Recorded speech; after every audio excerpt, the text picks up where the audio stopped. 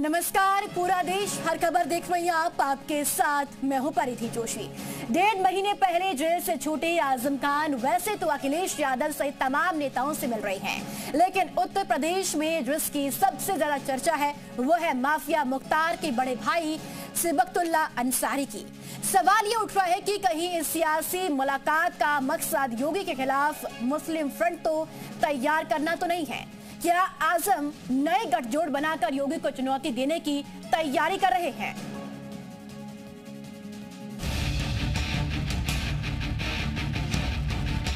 उस वक्त के रिश्ते हैं उनके वालिद मरहूम के जमाने से, जब हम सिर्फ विधायक हुआ करते थे।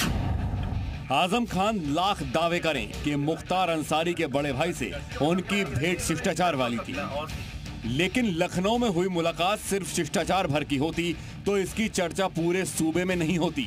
ये मुलाकात सोची समझी रणनीति का हिस्सा है। उत्तर प्रदेश में इस मुलाकात के बाद नए गठजोड़ के कयास लगाए जा रहे हैं, जिसके निशाने पर केंद्र में मुख्यमंत्री योगी आदित्यनाथ हो सकते हैं। चर्चा है कि मुस्लिमों की सियासत को लेकर नए गठजोड़ सामने आ सकते हैं। आजम खान से गाजीपुर मोहम्मदाबाद के पूर्व विधायक सिबकतुल्ला अंसारी की मुलाकात इस समय यूपी के सियासी गलियारों में खूब चर्चा का विषय बनी हुई है, जिसकी वजह है कि समाजवादी पार्टी का मुस्लिम वोटों में ध्रुवीकरण और इससे भारतीय जनता पार्टी को होने वाला फायदा। ऐसे में आजम खान और सिबकतुल्ला अंसारी अच्छे से जानते हैं कि समाजवादी पार्टी के बाहर इनकी कोई हैसियत नहीं है। उत्तर प्रदेश में इस वक्त ज्यादातर मुस्लिम वोटरों का झुकाव समाजवादी पार्टी की तरफ है।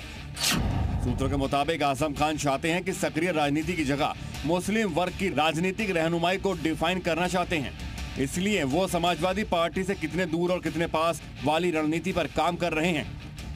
हालांकि ये बात अलग है कि समाजवादी पार्टी याद दिला रही है कि अंसारी और आजम परिवार का पार्टी में सम्मान बरकरार है। समाजवादी पार्टी में एक दूसरे नेताओं से मिलने में कोई राजनीति नहीं होती है। समाजवादी पार्टी में आपस में एक दूसरे के दुख सुख में लोग शामिल होते हैं, और आजम साहब से तो समाजवादी पार्टी का हर नेता कार्यकर्ता मिलना चाहता है। और मैं तो एक बात कहूँगा, भले ही अब मुख्तार साहब नहीं रहे इस दुनिया में, दुर्भाग्यपूर्ण है उनकी मौत, और वो तो जांच का विषय है कि उनकी मौत कैसे हुई, लेकिन अंसारी परिवार के हर व्यक्ति का राजनीतिक सम्मान कद लगातार बढ़ा है, घटा नहीं है। योगी सरकार में माफिया मुख्तार अंसारी और आजम खान का क्या हश्र हुआ, ये किसी से छिपा नहीं है। माफिया मुख्तार अंसारी के अंत के बाद से ही उसके परिवार के राजनीतिक भविष्य को लेकर चर्चा है। सिबकतुल्ला अंसारी मुख्तार अंसारी की फैमिली के सबसे वरिष्ठ सदस्य हैं। वो समाजवादी पार्टी और कौमी एकता दल से विधायक रह चुके हैं। ऐसे में आजम खान से मुलाकात को मुस्लिम सियासत के एकजुट होने की दिशा में संकेत माना जा रहा है।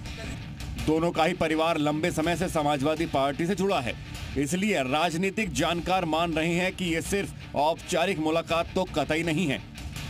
2027 का चुनाव है, उससे पहले किलेबंदी सब जगहों पर शुरू करी जा रही है।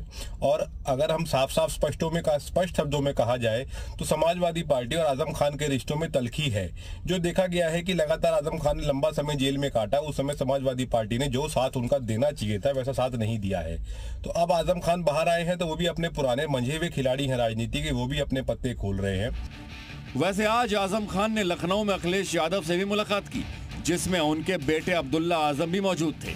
अखिलेश ने जहां साझा विरासत को याद किया, वहीं आजम खान ने ये नहीं बताया कि आखिर बात क्या हुई। राजनीतिक रिश्ते ही नहीं है, बल्कि उस वक्त के रिश्ते हैं उनके वालिद मरहूम के जमाने से, जब हम सिर्फ विधायक हुआ करते थे।